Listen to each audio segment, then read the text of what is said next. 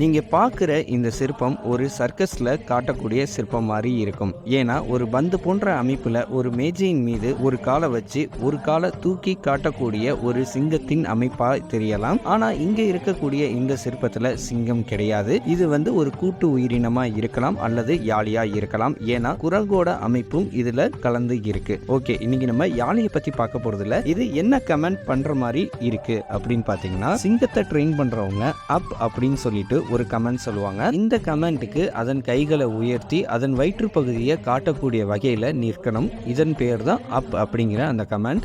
இந்த கமெண்ட்டை ஒபே பண்ணதுக்கு அப்புறம் சிங்கத்திற்கு தேவையான உணவு கொடுப்பாங்க.